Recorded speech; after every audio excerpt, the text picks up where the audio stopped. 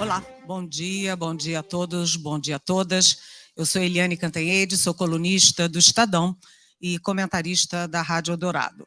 Hoje nós teremos aqui a quinta e última sabatina do Estadão FAAP, da série Candidatos ao Governo de São Paulo, com a participação de Tarcísio de Freitas, do Partido Republicanos. Já foram sabatinados Elvis César, do PDT, Fernando Haddad, do PT, Rodrigo Garcia, do PSDB e Vinícius Poit, do Partido Novo. Mas, a partir de setembro, do dia 16 de setembro, tem mais, porque nós voltaremos às sabatinas com os 4 candidatos a presidente mais bem colocados nas pesquisas. O ex-presidente Lula, o presidente Jair Bolsonaro, o ex-governador Ciro Gomes e a senadora Simone Tebet. As sabatinas Estadão FAAP são organizadas pelo Jornal Estado de São Paulo e pela Fundação Armando Álvares Penteado, 2 instituições tradicionalmente reconhecidas pela defesa intransigente da democracia e pelo incentivo permanente ao exercício da cidadania. Estamos transmitindo ao vivo do auditório da FAAP, através das nossas plataformas do Estadão na internet e também pela Rádio Eldorado. A ordem das entrevistas foi sorteada com a supervisão dos representantes dos candidatos e dos seus partidos. Na plateia, temos convidados do Estadão e da FAAP, além de assessores do candidato e meus colegas da imprensa em geral. E chamo agora o candidato ao governo de São Paulo, Tarcísio de Freitas, do Republicanos, para tomar o seu lugar no palco.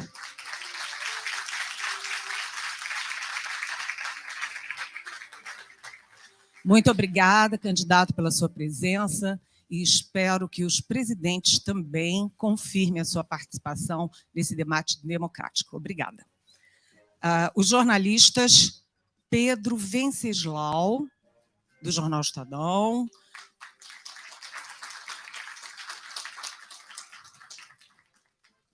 a jornalista Carolina Herculin, da Rádio Eldorado, minha colega todas as manhãs, às 9 às 9h30, ao vivo, e a professora Maiara Ferrari Longini, da professora de Direito e Desenvolvimento Sustentável aqui da FAAP. Por favor, vamos nos sentar?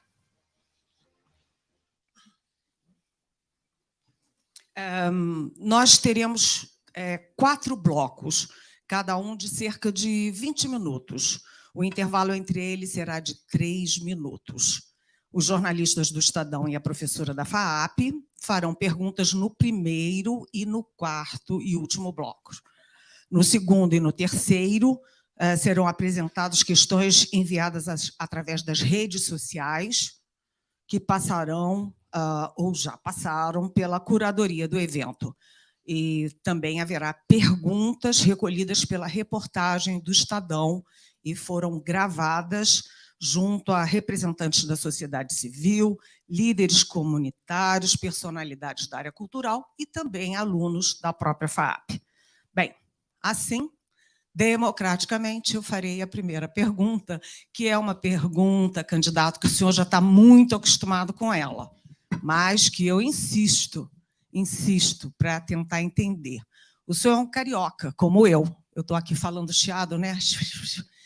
E o senhor é um carioca como eu, né? A gente sabe que o Sérgio Moro, por exemplo, foi impedido de disputar por questões técnicas de domicílio eleitoral.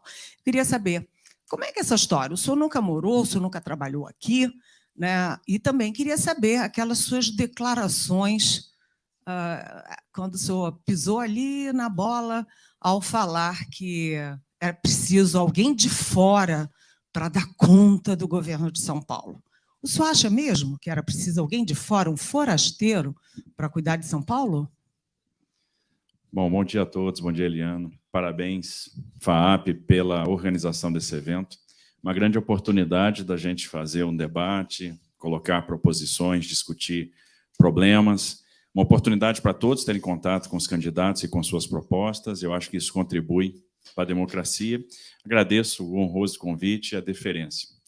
Falando um pouco da minha vida, eu sou um carioca que morou até os 2 anos de idade no Rio. Né? Então, eu sou sempre rotulado, né? O carioca, o carioca, o carioca. E até esse rótulo, às vezes, expõe um certo preconceito. Né? Olha, ele é o carioca. É quase como, meu Deus, cuidado, ele é um carioca. Mas eu morei até os 2 anos de idade no Rio de Janeiro, fui para Brasília, meu pai foi transferido para Brasília, um cara que começou a vida muito humilde. Meu pai carregava caixa de sapato no comércio no Rio de Janeiro e morava numa comunidade, e a minha mãe era empregada doméstica. E esses caras brigaram muito para que eu pudesse ter alguma perspectiva, alguma esperança, para que eu pudesse ter acesso ao estudo, e eu valorizei muito as oportunidades que eles me deram, e eu sou muito grato a meus pais por isso. Né? Eu sempre agradeço a Deus pelos pais que eu tive. Saí de casa adolescente para começar minha carreira no Exército, e comecei na Escola Preparatória de Cadetes do Exército, em Campinas. Foi lá que eu iniciei a minha jornada profissional. Então, foi o meu primeiro lugar, logo quando eu saí do Exército, que eu morei fora, foi a Escola Preparatória de Cadetes. Depois eu segui para a Academia Militar, servi no Nordeste, eu servi no Rio Grande do Norte, em Pernambuco. Aí sim fui morar no Rio de Janeiro, porque eu fui fazer a minha graduação em Engenharia Civil no Instituto Militar de Engenharia. Quando eu terminei a graduação no IME, fui servir na Amazônia, trabalhei em todos os estados da região amazônica, fui para uma jornada no Haiti, voltei para a Amazônia e depois voltei para o Rio de Janeiro para fazer um mestrado em Engenharia de Transportes, também no IME. Foi quando eu saí do Exército e fui para Brasília, né, como servidor da Controladoria Geral da União. Depois eu virei diretor do DENIT, na faxina ética. Fiz o concurso para consultor da Câmara dos Deputados, passei 1 ano e meio na Câmara dos Deputados. Quando a Dilma caiu, fui convidado para ser secretário do Programa de Parceria de Investimento da Presidência da República. E, por fim, virei ministro da Infraestrutura. Observe que, como nessa atuação na área de infraestrutura, você sempre tem que entender que a infraestrutura é meio, não é fim em si mesmo. E para você projetar a infraestrutura, você tem que entender a dinâmica econômica de uma determinada região. A gente investiu muito em planejamento de longo prazo. Quando a gente define que vai ter que fazer, por exemplo, uma reativação do ramal de Colômbia, uma reativação do ramal de Panorama, duplicação de Tirapina para Santos, é porque você percebeu que ali tem demanda. Quando você determina, né, e faz a projetização da duplicação da Transbrasiliana, da travessia urbana de São José do Rio Preto, que ali tinha demanda. Quando você pensa na privatização de Congonhas, é porque você está vendo o investimento que vai ser necessário para melhorar a qualidade da prestação de serviço, e a mesma coisa vale para a privatização de Santos. Quando você refaz o modelo de concessão da Dutra, é porque você está vendo ali candidato, a necessidade de quadruplicar as faixas. O senhor falou que morou na Amazônia, foi para o Haiti, morou no Rio. Eu queria saber, e São Paulo? Onde é que entra São Paulo? É isso que eu tô... E, além de tudo, a questão do domicílio. Estou tentando explicar a questão. Posso complementar? Você acha que os paulistas são incapazes de assumir essa missão? Em momento nenhum eu disse isso. Eu acho que foi uma frase que foi descontextualizada, quase um desabafo descontextualizado. Gente, a gente está exposto o tempo todo. O tempo todo a gente dá declarações. Nem sempre a gente vai ser feliz numa declaração. E o menor pisada de bola, a gente é crucificado. E não foi isso que eu disse em momento nenhum. Eu disse o seguinte, que o pessoal questiona muito a minha capacidade de lidar com os problemas de São Paulo. E o que eu quis dizer naquele dia? Eu disse, olha, eu tenho visitado comunidades em São Paulo, estou vendo o esgoto correndo a céu aberto. Eu estou sensível com o problema dessas pessoas. Eu estou vendo o problema de falta d'água em Salto, em Itu, em Indaiatuba, em Franca. Então, eu estou sensível com a questão da segurança hídrica. Eu estou vendo a necessidade de duplicar Itapetininga, Ourinhos. Eu vi o problema do hospital de Itapetininga. Eu estou sensível com o problema da saúde. Eu estou sensível com o problema do hospital de Presidente Prudente, que está operando com 30% da capacidade. Eu estou sensível com a não conclusão do Rodoanel.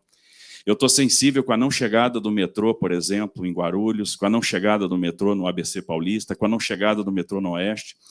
E aí eu estou pronto para formular proposições, projetos e resolver esses problemas. Eventualmente, o que eu disse foi isso, eventualmente você vai ter um cara de fora concluindo o Rodoanel. Eu não disse que o paulista não é capaz de resolver os problemas, eu nunca falaria isso, jamais. Porque eu tenho respeito a esse povo aqui. Aliás, eu tenho respeito a todo mundo. O que eu quis dizer é que, eventualmente, uma pessoa de fora vai se cobrar muito para dar boas respostas. Eu me preparei a vida toda para resolver problemas. E, assim, eu tenho muita sensibilidade. Eu estou muito afim de fazer a diferença, porque eu acredito que o serviço público é para você servir e deixar legado. Então, eu estou pronto para servir, estou pronto para deixar legado, eu estou pronto para fazer a diferença, e isso não tem nada a ver com a certidão de nascimento. E o domicílio, a questão objetiva do domicílio? A questão objetiva do domicílio já foi enfrentada pela Justiça 4 vezes. E as 4 vezes a Justiça concordou comigo e arquivou os processos. Então, é mais do mesmo, essa questão do domicílio. Constituir a posse de um apartamento por meio de um contrato de aluguel dentro do prazo estabelecido por lei, aliás, bem antes do prazo estabelecido por lei, né, cumprir todas as exigências legais. A gente tem que entender que o conceito de domicílio eleitoral é um conceito mais fluido, ele não significa só a questão da residência, mas também pressupõe laços afetivos, laços de trabalho. Ora, eu fiz a delegação do aeroporto de São José dos Campos para a prefeitura, e logo depois foi feita a concessão que vai permitir 150 milhões de investimento lá. Eu fiz a concessão da Dutra, no Vale do Paraíba, com a duplicação das suas faixas. Será que eu não tenho uma relação profissional com a região do Vale do Paraíba? Tenho parentes morando lá há 22 anos.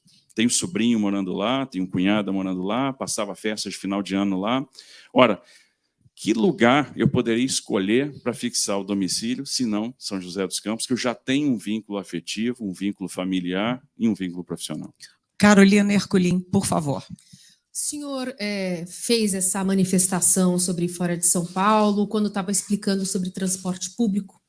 Então, eu queria ampliar essa questão para saber o quanto o senhor conhece de metrô, se o senhor já andou de metrô, conhece, por exemplo, a linha 8 Diamante da CPTM, que tem problema de assíndia também, ainda que passada, né, por uma concessionária, por uma operadora, que não está conseguindo lidar com isso. Como governador de São Paulo, hoje, como é que o senhor, por exemplo, resolveria esse problema? E também, se o senhor acredita que a integração do transporte metropolitano poderia ser uma saída para esses e outras questões que acabam provocando gargalos no transporte público de São Paulo? Bom, eu estou bastante ciente, bastante imerso, tenho estudado muito. Uma coisa que é importante perceber como é que a minha cabeça funciona. Quando eu vim para São Paulo, a primeira coisa que eu fiz foi consultar especialistas das diversas áreas. Então, eu me reuni com professores da Faculdade de Medicina da USP para entender questões relacionadas à saúde, me reuni com Ricardo Paz de Barros, do INSPER, para entender questões relacionadas a desenvolvimento social, me reuni com a professora Maria, que foi 8 anos secretária de Educação de São Paulo, de Campinas, para entender questões relacionadas à educação. Tenho consultado especialistas diversos, tenho ouvido muito, e, obviamente, sentei com especialistas do metrô também, com profissionais do metrô, para entender os desafios do metrô, para entender por que a linha 17 até hoje não foi concluída, por que ela não está projetada para chegar até o Jabaquara, ou ligar a linha 4, né, e atender Paraisópolis, entender os problemas da concessão da linha 8 e da linha 9, porque as duas vêm apresentando problemas recorrentes, dia sim, dia não. E aí tem uma questão que é o seguinte: contrato de concessão. A gente tem que fazer cumprir o contrato, e o contrato tem métricas, tem parâmetros de desempenho que tem que ser cumpridos como qualquer outro contrato. A partir do momento que esse contrato de concessão, que é sensível, que mexe com o transporte público, não é honrado, a gente precisa fazer com que ele seja cumprido. E começar a aplicar as sanções, né, que tem uma gradação, até chegar na caducidade, que é a extinção do contrato, né, por incapacidade, eventualmente, do concessionário de resolver o problema. Então, a gente vai atuar para que os contratos sejam cumpridos, usar o poder de polícia, né, o poder do poder concedente, para fazer com que esse contrato seja cumprido, que as servidões sejam cumpridas, que os parâmetros de desempenho sejam observados. E aplicar as penalidades previstas no contrato, né, advertência, multa, até chegar na declaração de caducidade. Entendo que a gente tem que fazer a expansão do metrô, nós temos várias oportunidades de expansão, né? Então, a questão da linha 2, da Vila Prudente, para Penha, da Penha para Guarulhos, né? A expansão da linha 15, a gente tem que fazer com que o cronograma de obras da linha 6 para atender Brasilândia, Freguesia do Ó, seja cumprido, né? A gente tem que tirar do papel o metrô para o ABC, então fazer a ligação da Lapa para São Bernardo do Campo, fazer com que o metrô no Oeste saia da Vila Sônia e chegue a Taboão, chegue a Cotia, né? Então, realmente, investir no transporte metroferroviário, nos trens intercidades, porque a chegada em São Paulo já está saturada e a gente vai ter cada vez mais dificuldade de colocar faixas adicionais. Entendo que a integração sempre é bem-vinda do transporte metropolitano, e aí não é só a integração do transporte, é a integração de todas as políticas públicas, isso vale para os resíduos sólidos, isso vale para uma série de outras questões. O transporte já é, em alguma medida, integrado, né? A gente já tem os corredores, naquilo que diz respeito à competência estadual, o transporte intermunicipal já tem um bom nível de integração. Carolina, você quer acrescentar uma pergunta? Eu queria saber se o senhor tem bilhete único. O bilhete único já existe, né? Não, se o senhor tem para circular pela cidade, pelo estado. Assim, eu não tenho.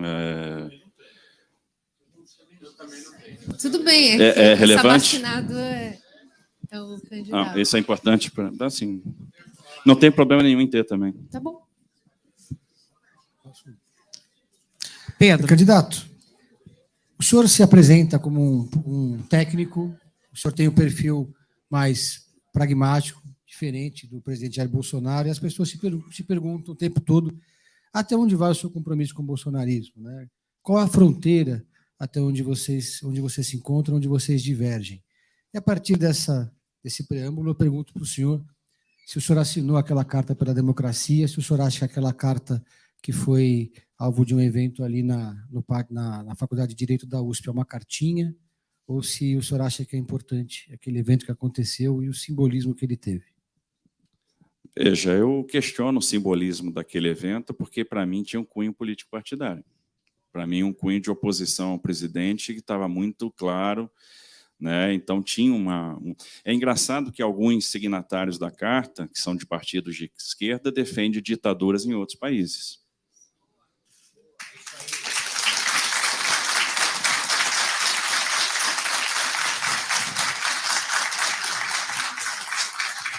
Então, eu acho o fim da picada você ter pessoas assinando a carta, se dizendo defensores da democracia no Brasil, mas defendendo a ditadura na Nicarágua, a ditadura na Venezuela, defendendo outros regimes totalitários na América Latina. Então, não faz o menor sentido isso. Tinha um cunho político partidário e a carta que eu defendo é a Carta Magna e a Constituição.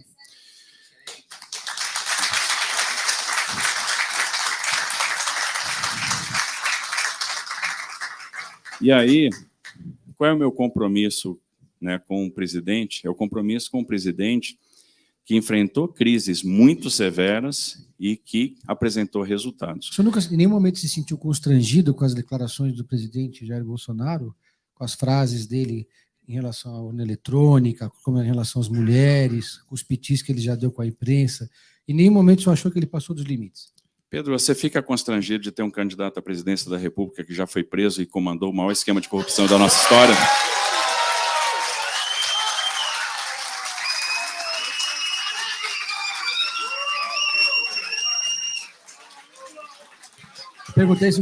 Perguntei em relação ao Bolsonaro. O Sabatinado não é o candidato do PT. Eu não sou candidato. Nem o Bolsonaro é o Sabatinado. Sim, mas o senhor é o candidato. Candidato. O que eu quero dizer... Não, só permitir, só terminar, só concluir, Eliana, por favor. O que acontece? O que eu vivenciei no governo, eu participei de um governo que me deu liberdade para montar um time técnico. Eu participei de um governo que pegou um Porto de Santos dando meio bi de prejuízo e vai entregar um Porto de Santos dando meio bi de lucro. Eu participei de um governo que enfrentou a crise do Covid e entregou o país com o mesmo resultado fiscal, com a mesma relação dívida-PIB de antes do Covid. De um governo que, no final das contas, diminuiu as despesas administrativas pela primeira vez desde a Constituição de 88. Um governo que hoje faz com que o país seja o único do mundo a crescer, gerar emprego e ter deflação. Não tem outro. Então, a gente teve resultados muito expressivos. Um governo que fez a verdadeira reforma agrária com a regularização fundiária de mais 370 mil títulos entregues, que entregou a água no Nordeste, que concluiu obras inacabadas, que fez 167 leilões de concessão e contratou 900 bilhões de investimentos, que promoveu o Auxílio Brasil, que salvou empresas e empregos por meio do Pronamp e do benefício emergencial. Então, no final das contas, é um governo que tem muito resultado. O resto é conversa. Uma observação, essa é a primeira sabatina em que os convidados agem como torcida organizada. Isso não aconteceu antes, só para deixar o registro aqui. Candidato Tarcísio, eu só queria registrar que o Manifesto pela Democracia foi assinado por mais de 1 milhão de pessoas, né? O residual ali poderia gostar de Venezuela, Cuba, é um resíduo, né? E além desse manifesto, a gente teve manifesto da Fiesp, manifesto com apoio da Febraban, ou seja, a gente... Dá licença, por favor, eu vou pedir um pouquinho de civilidade para a gente poder acompanhar o debate numa boa, ele está indo bem, então vamos ouvi-lo, vamos ouvir também enfim, o contraditório. Mas, candidato, mais de 1 milhão de pessoas, Febraban, Fiesp, essa gente não apoia o regime da Venezuela, Nicarágua e Cuba. Além disso, nós tivemos também manifestos de entidades, por exemplo, da Polícia Federal, entidades da ABIN, entidades da Procuradoria, do Itamaraty, que são carreiras de Estado, que, inclusive, correm risco ao assinar manifestos assim. Ou seja, eu só registro que a defesa da democracia, naquele caso, não foi restrito a quem defende Cuba. Agora, por favor, a pergunta da professora Maiara. Não, obrigada, Eliane. Candidato, o senhor está vindo de um governo como ministro, e que é reconhecido por rechaçar as políticas ambientais. Então, o presidente Jair Bolsonaro frequentemente faz falas imprecisas sobre o desempenho do Brasil sobre essas políticas, e eu gostaria de saber, então, qual é a sua visão sobre essa postura e quais são os seus projetos, os seus planos na seara ambiental para o Estado de São Paulo. Bom, veja bem, se a gente acompanhar o que foi feito no Ministério da Infraestrutura, a gente percebeu muito rapidamente, e já que a gente queria levar projetos para iniciativa privada, que fluxos financeiros vão estar cada vez mais atrelados a padrões ambientais. Então, isso é uma questão inescapável. Era fundamental tratar as questões ambientais para que eu pudesse mitigar o risco de imagem dos investidores e, obviamente, para que eu pudesse facilitar o esforço de licenciamento e até acessar outros bolsos, o bolso do Green Finance, né? Nós fizemos parcerias importantes, como, por exemplo, com a agência GIZ da Alemanha e com o Climate Bond Initiative, para entender a repercussão dos nossos projetos no que diz respeito à mudança climática e adotar as medidas de mitigação, as medidas de compensação, por exemplo, no caso das ferrovias, a limitação do transporte de combustível fóssil, né, o plantio compensatório, então a recuperação de áreas degradadas, o combate aos processos erosivos, as travessias de fauna. E a gente teve muito sucesso nisso, inclusive em ter projetos certificados. A gente teve a primeira emissão de Green Bonds numa ferrovia concedida, né, dentro do nosso programa. Então, os projetos estavam sendo concebidos com essa temática. Se a gente pegar a concessão da Dutra, foi a primeira concessão federal que nós fizemos com neutralidade na emissão de carbonos. Exigimos isso do concessionário, ou seja, um programa para neutralização da emissão. E a gente entende que isso é fundamental. Isso está presente no nosso programa, a gente tem discutido muito isso. Marcelo está aqui, está me ajudando na construção do programa de governo na questão de meio ambiente. A gente entende que São Paulo tem um grande potencial. Primeiro, para reduzir a sua dependência energética usando fontes alternativas. A gente pode usar muito a questão do gás, que hoje está sendo reinjetado no pré-sal, mas gerar energia a partir dos resíduos sólidos, entendendo que o resíduo sólido tem capacidade de geração de valor, então a gente resolve um problema ambiental, resolve um problema energético e ainda gera dinheiro. A gente tem a condição de liderar o processo, ser líder no mercado de crédito de carbono, ser líder na produção do hidrogênio verde. Entendo que a gente tem que olhar com carinho a indústria automobilística e a transição que nós vamos passar, apostando muito no veículo híbrido, então parte etanol, parte hidrogênio, né, usar a célula de combustível com a produção de hidrogênio a partir do etanol. Sobre a postura do seu presidente? Olha, eu acho que assim, o presidente tentou a vida toda facilitar o esforço do setor produtivo, ele não é um inimigo do meio ambiente. A gente tem hoje um Ministério do Meio Ambiente muito focado na geração de energia renovável, no mercado verde, no mercado de crédito de carbonos. Acho que a gente teve uma boa participação na COP26, né? E agora a gente tem a questão do mercado regulado de carbono, que é um avanço, e o foco agora é isso, é a transição energética. Nós terminamos aqui o primeiro bloco, e quem nos assiste pela internet, por favor, fica aí, porque nós teremos a repórter Ananda Miller, que vai comentar a nossa sabatina até aqui. Depois nós voltaremos com perguntas enviadas ao candidato Tarcísio de Freitas, do Partido Republicanos, perguntas enviadas pelos leitores do Estadão e pelos usuários das redes sociais. Até já.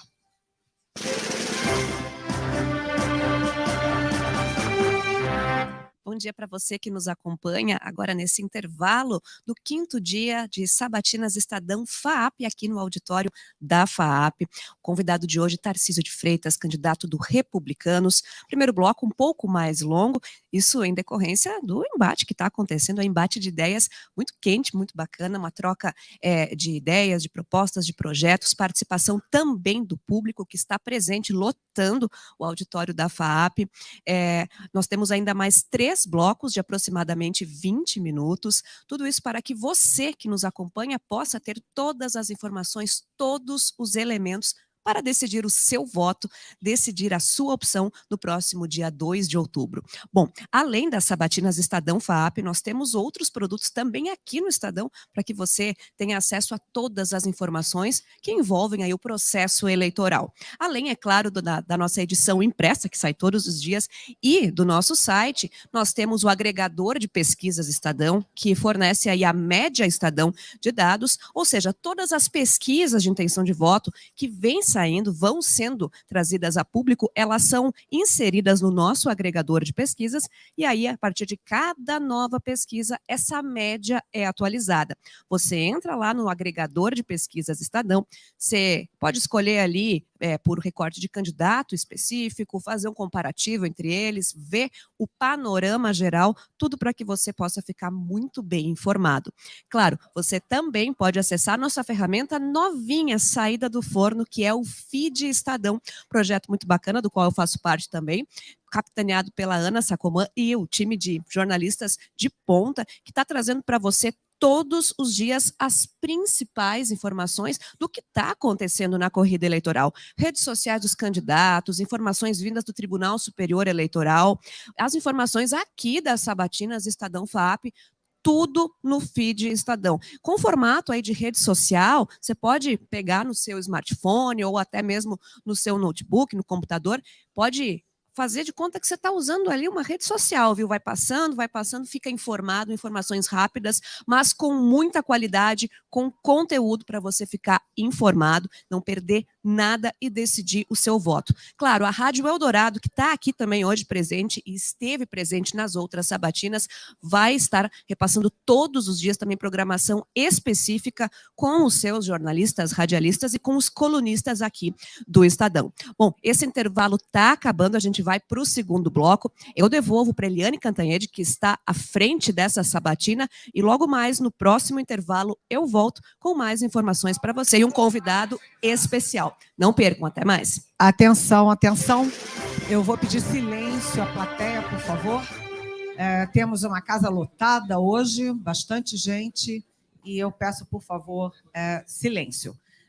Retomamos agora a sabatina Estadão FAAP, com perguntas de leitores do Estadão e de usuários das redes sociais enviadas para o candidato Tarcísio de Freitas, do Partido Republicanos.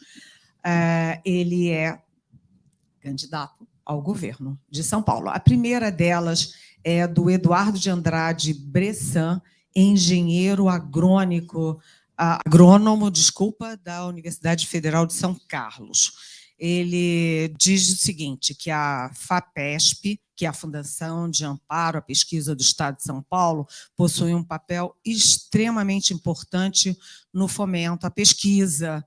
E ele quer saber qual vai ser a sua condução dessa FAPESP depois de, segundo ele, o desmantelamento ocorrido na coordenação de aperfeiçoamento do pessoal de nível superior, a CAPES, vinculado ao Ministério da Educação.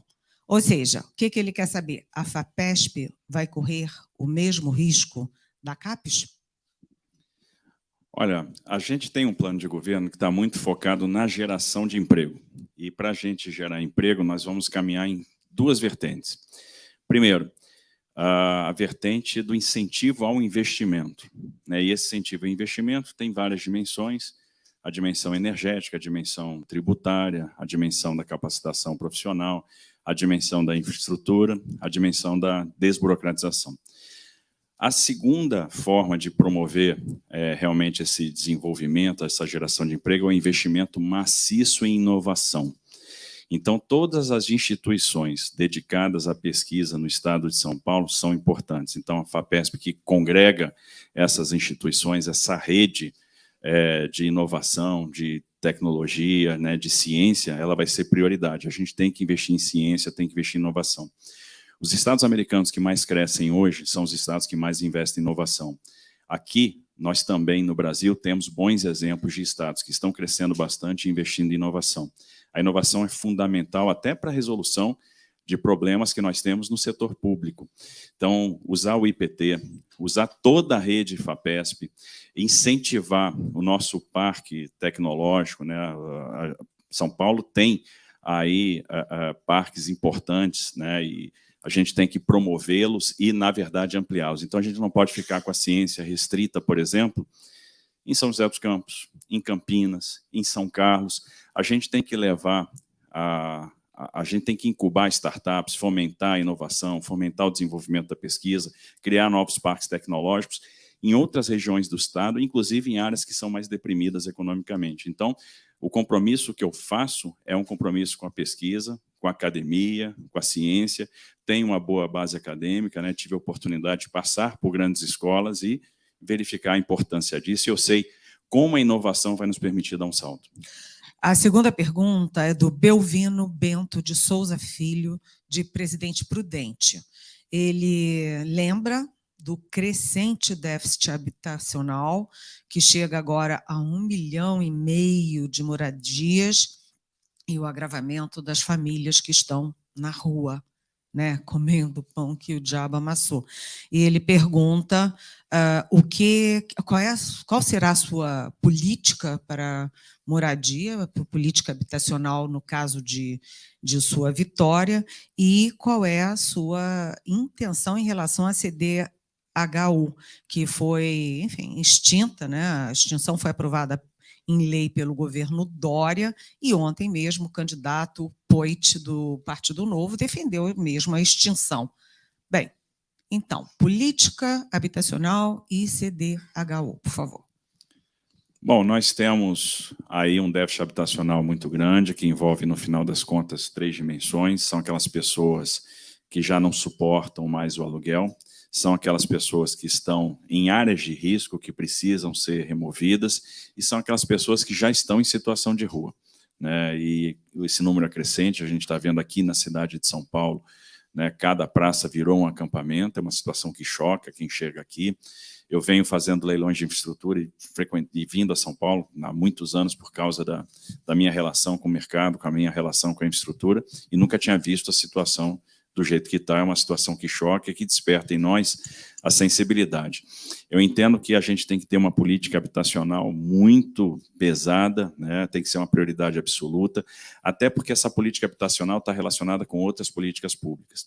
Se a gente discutir a questão de Cracolândia, por exemplo, você não resolve sem aliança de várias políticas, a de saúde, né, para o tratamento dependente químico, a de habitação, porque ninguém vai para a rua para consumir droga, as pessoas estão consumindo droga porque estão na rua, a política de segurança pública, a política de revitalização dos centros das cidades, né? Então, e a política de assistência social para a gente dar a porta de saída, que é o emprego. A gente pretende trabalhar, né, de 3 formas com a questão da habitação. A primeira é a construção direta de moradia, a segunda é a utilização das parcerias público-privadas para a construção de empreendimentos habitacionais, para habitação de interesse social, e a terceira é usar o aluguel social, que às vezes é muito importante, inclusive essa questão de relativizar nesse primeiro momento a propriedade, ou seja, dar já a propriedade para a pessoa, para evitar o estímulo daquele comércio que é indesejável. O cara sai da rua, recebe a sua residência, imediatamente ele vende e volta para a rua. Então, isso tem sido ineficaz em vários estados quando utilizado. É necessário, por exemplo, um alinhamento, né, uma condução do governo, do estado, junto às prefeituras, para trabalhar na questão dos planos diretores, de maneira que a gente tenha o melhor conceito possível de adensar pessoas nas regiões onde eu tenho infraestrutura de saneamento, infraestrutura de transportes. Conceitualmente, vários planos diretores já estão assim, mas na prática isso não ocorre, a gente tem dificuldade para edificar. Outra coisa que é importante na política habitacional é perceber que nem sempre é fácil você simplesmente produzir moradia e conduzir as pessoas para uma franja de uma periferia. Ela não vai, porque ela desenvolveu suas atividades no centro da cidade, né? Ela tem dificuldade para sair. Então, a gente tem que, primeiro, estabelecer a relação de confiança e entender que, às vezes, os centros têm locais propícios para a construção. O centro da cidade de São Paulo é um exemplo. Tem muita instalação, muita edificação que pode ser retrofitada. Se a gente pegar São Paulo Industrial, morreu na margem da linha do trem, então se a gente sair do centro em direção à Barra Funda, Lapa, Vila Leopoldina, a gente vai ver vários galpões abandonados que podem ser desmobilizados em área que eu tenho saneamento e transportes e que podem virar empreendimento habitacional, habitação de interesse social, habitação de médio padrão, empreendimentos comerciais, sendo que os dois últimos financiam o primeiro numa loja de parceria público-privada. Bem, o senhor me deu aqui o gancho para a pergunta do Rafael Nagy, que faz uma pergunta que o senhor gosta de responder, eu tenho acompanhado suas entrevistas. Ele pergunta sobre as falhas nas linhas de trens e metrôs e qual vai ser a sua política de ampliação do transporte aqui no estado, não apenas na capital de São Paulo. Pois é, a gente vai combater essas falhas, como eu falei no primeiro bloco, por meio do respeito ao contrato e pela atuação do poder concedente. O poder concedente tem que atuar fortemente para que o contrato seja cumprido, exigindo os investimentos necessários para que essas falhas sejam superadas. E se essas falhas não forem superadas, a gente tem que aplicar o acervo, né, de punições que estão previstas no contrato. Candidato, Respeito ao contrato é fundamental. Me permita só contribuir nessa dúvida, porque eu acho que o que o nosso leitor quis dizer é, por exemplo, amanhã essa pessoa vai pegar o transporte público e vai encontrar esse problema. Por mais que essa gradação precise e deva ser respeitada, como é que se resolve, até o fim do ano, esses problemas que a CPTM, por exemplo, tem enfrentado com a biomobilidade? Como é que agora se resulta isso? E complementando uma resposta que o senhor deu sobre bilhete único, a ideia foi esclarecer para o paulistano se o senhor tem ideia também do dia a dia da cidade, não só para projetos, e explicado aqui por você no primeiro bloco. Não, pois é lógico que a velocidade na solução preocupa, mas tem uma questão que é fundamental, que é respeito ao contrato. Você nunca pode suplantar o contrato. No dia que você desrespeitar um contrato, você vai suplantar o investimento. Isso não é desejável e não é compatível com o Estado de São Paulo. Desrespeito a contrato não pode existir aqui. Então, o contrato tem que ser respeitado. O contrato é bom, é ruim, mas ele tem que ser respeitado. É igual decisão judicial, né, candidato? Igual decisão judicial. Pode-se não gostar, mas respeita-se e cumpre-se, não é isso? Respeita-se, cumpre-se, recorre-se, utiliza-se remédios constitucionais. Bom, então você tem que, no final das contas, respeitar o contrato, aplicar as punições, exigir, chamar as empresas para conversar, ver que solução você vai ter, qual é a solução que você vai dar, cobrar prazo, né, ser diligente. O contrato foi estabelecido, a gente tem que partir para cima, tem que usar realmente a sua faculdade de poder concedente para resolver isso. Com relação a todo o transporte no estado de São Paulo, eu entendo que é o seguinte: São Paulo tem uma vocação ferroviária que a gente tem que utilizar. Nós temos várias cidades cortadas pelos trilhos dos trens, os trens foram parando de operar à medida que o tempo foi passando, mas nós temos uma grande oportunidade aí de promover o transporte ferroviário de passageiros. Primeiro, entendendo que o que vai financiar o transporte ferroviário não é só tarifa, é também o Rio State, são as operações imobiliárias. Então, isso é uma fonte acessória importante de receita. Segundo, entendendo que nós temos faixa de domínio... Eu não entendi. Desculpa, não entendi. Vou tentar. A questão imobiliária com a questão ferroviária, desculpa. Por exemplo, veja como às vezes a gente está atrasado. Você vai fazer um metrô, aí você faz a desapropriação de uma área para construir uma estação. Aqui no Brasil, as estações são só estações. São locais de transbordo, né? São pontos terminais onde você movimenta passageiros. Você não teve a visão de transformar essas estações em centros de negócio. E quando você transforma a estação num centro de negócio, você está gerando receita acessória. Obrigada. Então, basicamente, é isso. É um exemplo, mas você tem outras possibilidades de fazer exploração imobiliária ao longo das faixas de domínio. Então, você tem hoje condição absoluta de fazer, por exemplo, o trem intercidade de Campinas para São Paulo, botar esse trem para operar, teria player, tem demanda, você reduziu o esforço de investimento, porque tem faixa de domínio liberada para isso. Estender esse trem de Campinas para Americana, e se ele chegar a Americana, amanhã você está chegando com ele em Limeira. Fazer o trem de São Paulo para São José dos Campos, então se atender o Vale do Paraíba, estender de São Paulo a Sorocaba e fazer a ligação de São Paulo para a Baixada Santista. Então, se a gente fizer esses trens intercidades, a gente vai atender com o transporte ferroviário de passageiros a região que é concentradora de PIB no estado de São Paulo e aliviar essa chegada à capital que já está bastante estrangulada. Além disso, a gente tem que expandir as linhas de metrô, isso é fundamental para a questão da mobilidade, para que as pessoas passem menos tempo. O metrô tem que chegar na Zona Leste, né? Chegar no Itaim Paulista, tem que chegar no ABC, tem que chegar no Oeste, né? Então, a gente vai investir muito nos projetos e nas boas modelagens para que a gente tenha a geração de receita acessória junto com a tarifa para viabilizar as parcerias com o investimento privado. Bem, nós temos agora a última pergunta dos nossos leitores e dos usuários da internet, e essa pergunta é do Hildo Lages. Ele pergunta qual será, se eleito, a sua primeira prioridade e quais são as maiores dificuldades, tanto para a capital quanto para o interior. Eu entendo que a primeira prioridade é cuidar da dor das pessoas, onde as pessoas estão sentindo a maior dor, eu acho que é a questão do morador de rua. Né? Enfrentar essa questão do morador em situação de rua, já promover a questão do aluguel social, vir com uma política de assistência social viva. Né? E qual é a política de assistência social viva? É aquela onde a gente entende a raiz do problema, entende a raiz da pobreza e cria para aquela pessoa um plano de desenvolvimento individual. Verifica qual é o seu dom, a sua capacidade, faz o treinamento, a reciclagem, a reinserção dessa pessoa no mercado de trabalho para que ela possa encontrar, que a gente possa construir uma ponte com oportunidade.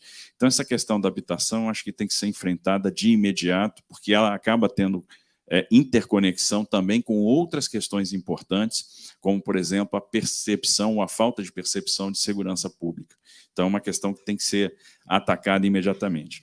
A outra questão que tem que ser atacada imediatamente, desculpa, Pedro, só para complementar. Só um complemento dessa pergunta, em relação aos moradores de rua, uma situação que é sempre muito controversa. O senhor defende a política de redução de danos ou a internação compulsória? Porque grande parte dos moradores de rua tem dependência química, alcoolismo, ou então tem problemas mentais, e nem sempre eles aceitam ir para onde os locais da prefeitura. Veja, houve uma mudança grande de perfil de morador de rua, né, com a pandemia. Então, antigamente, você tinha aquela pessoa que é cometida de doença, hoje você tem outro perfil, são famílias inteiras que estão na rua, e a gente tem que tratar os dois casos. Tudo nasce no estabelecimento de uma relação de confiança. A gente teve bastante experiência nisso, experiências interessantes do Ministério da Infraestrutura. Eu tinha que desmobilizar 1.300 famílias que estavam na cabeceira da pista de pouso do aeroporto Salgado Filho, por exemplo, para fazer a extensão da pista de pouso. Eles moravam em barracos de madeira, sem nenhum tipo de saneamento básico, sem nenhum tipo de infraestrutura, numa condição subhumana e sendo escravas do crime, porque o crime usava essas pessoas como escudo.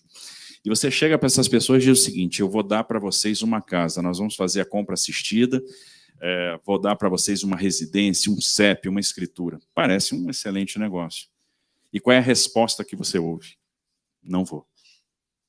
As pessoas não querem sair dali, porque elas construíram raízes ali, elas têm relações sociais ali. Então, você tem que construir essa relação de confiança, tem que ter um convencimento, né? Tem que ter um convencimento da família. Eles têm que ver que aquele negócio é concreto, que aquilo é para valer. E aí, quando você estabelece a relação de confiança, você começa esse trabalho de desmobilização, todas as pessoas receberam a sua residência e a gente conseguiu desmobilizar aquele ajuntamento, né? Tive outra experiência interessante de trabalhar com vilas de passagem, onde eu tinha uma vila construída, que era provisória, e aí eu vinha construindo habitação, né, dentro do programa Casa Verde e Amarela. Então, eu conseguia tirar essas pessoas da frente de obra e colocar morando numa vila de passagem. Lá, eles tinham treinamento, por exemplo, para viver da coleta de lixo. Eram todos catadores. A gente conseguiu criar uma grande cooperativa, isso aumentou a renda deles. E, assim, enquanto a casa estava sendo construída, eles estavam na vila de passagem. Quando um primeiro conjunto de casas ficava pronto, eu tirava as pessoas da vila de passagem, colocava nesse conjunto residencial e botava mais famílias na vila de passagem. Ia fazendo esse movimento e nós conseguimos desmobilizar também quase 2.000 famílias. Então, medidas interessantes. Mas complementando só, Eliana, falei da primeira medida, que é o ataque à questão do morador em situação de rua. A segunda medida é a geração de emprego. E aí são as medidas de crédito e as medidas tributárias para, no final das contas, fomentar o investimento. Obrigada, candidato. E termina aqui o segundo bloco, on time. Parabéns. Quem nos assiste pela internet, fica agora, por favor, com a nossa colega Ananda Miller, que comenta a nossa sabatina até aqui. E a gente voltará rapidamente, em 3 minutinhos, com perguntas recolhidas pela reportagem do Estadão, junto a representantes da sociedade civil, líderes comunitários, personalidades da área cultural e 2 alunas da FAAP. Até já.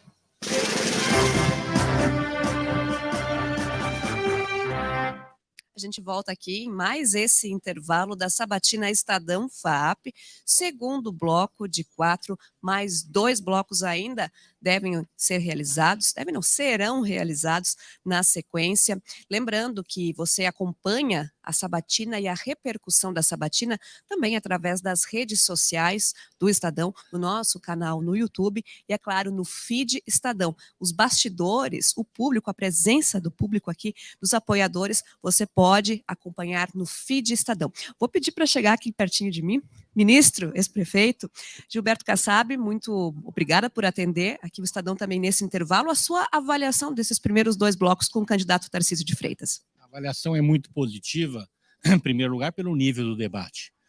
Tanto os debatedores quanto o candidato muito bem preparados, né? As perguntas muito pertinentes, mas é uma oportunidade adicional do Tarcísio mostrar o quanto está preparado, o quanto conhece São Paulo, não é? O quanto tem estudado os problemas de São Paulo e, principalmente, preparado para soluções. Tem um time hoje que está sendo formado em torno dele de qualidade, de excelência, que permitirá a ele fazer um governo de excelência. Tenho certeza que será um dos melhores governadores da história de São Paulo. Quando se fala no estado de São Paulo, muitas vezes se fica preso à cidade de São Paulo, que tem aí um tamanho, né, de muitos estados do Brasil. O senhor foi prefeito aqui. Como é possível avaliar aí também a capacidade, a possibilidade de um governador trabalhar e governar para além da capital? Bom, conhecendo o Estado, não é? E ele mostra que conhece o Estado.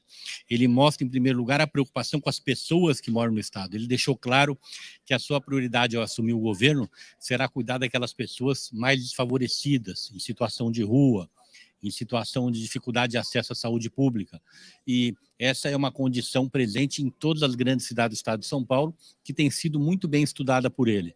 Portanto, conhecer bem São Paulo é conhecer os principais desafios, principalmente no que diz respeito a essas pessoas que têm uma dificuldade enorme em tocar a sua vida. Tá certo, vou liberar o senhor aí. Bom restinho de debate. Obrigado, parabéns ao Estadão, à FAAP, pelo debate que promove.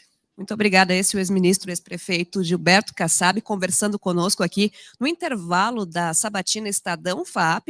Lembrando, são mais 2 blocos de aproximadamente 20 minutos que você acompanha aqui através do nosso canal no YouTube, através das nossas redes sociais, Repercussão e Bastidores, também no feed Estadão. Eu devolvo para a Eliane Cantanhede, que faz a mediação desse debate, e na sequência a gente ainda retorna, tem mais informações para vocês aqui no intervalo dessa sabatina. Até mais.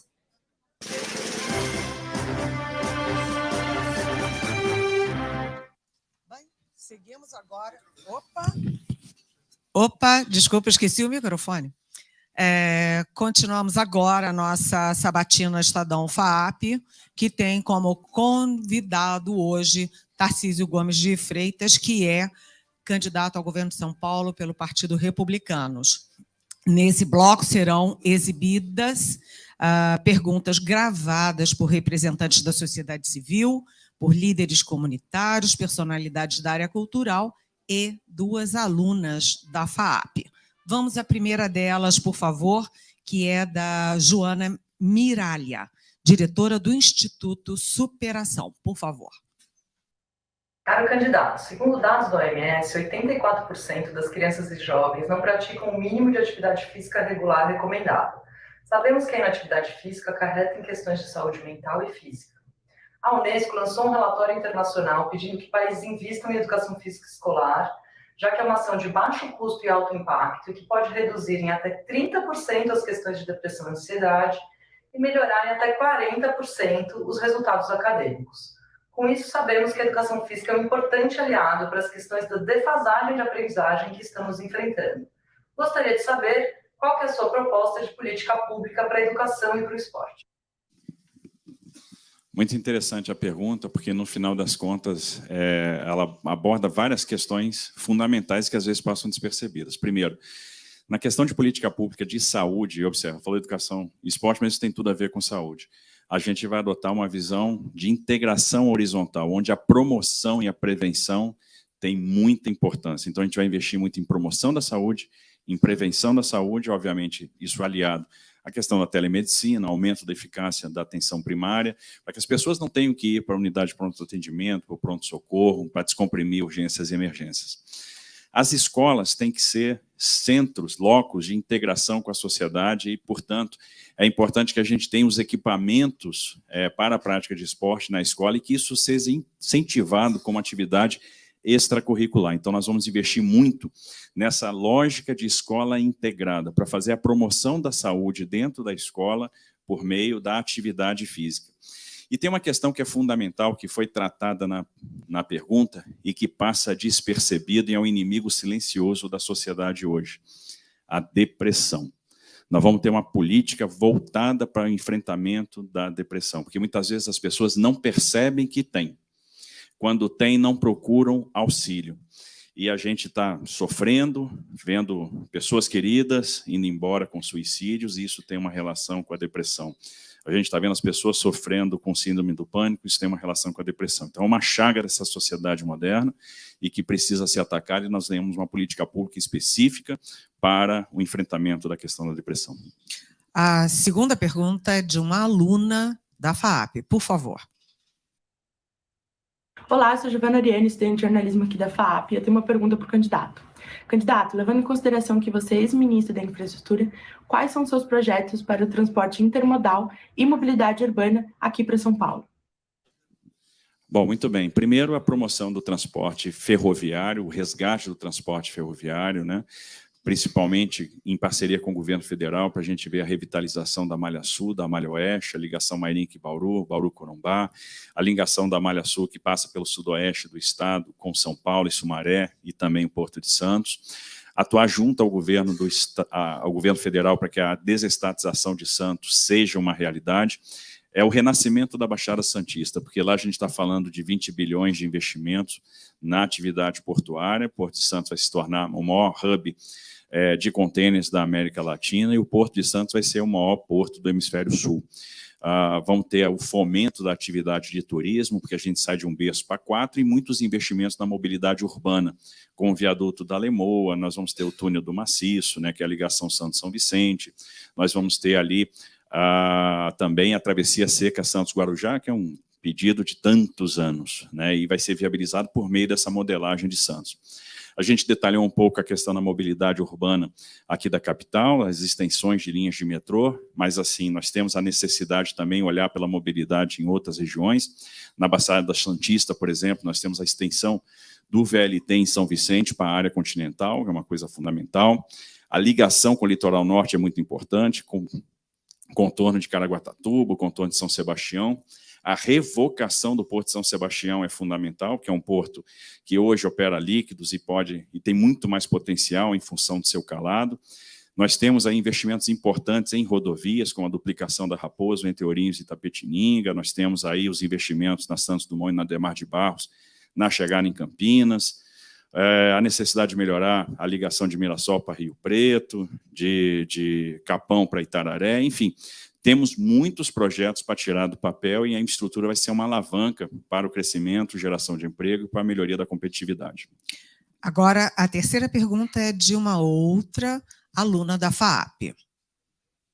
Oi, eu sou a Laura, sou estudante de jornalismo aqui da FAAP e a minha questão para o candidato Tarcísio de Freitas é: o aborto inseguro é uma das principais causas de morte materna e acomete principalmente a vida das mulheres das camadas mais pobres.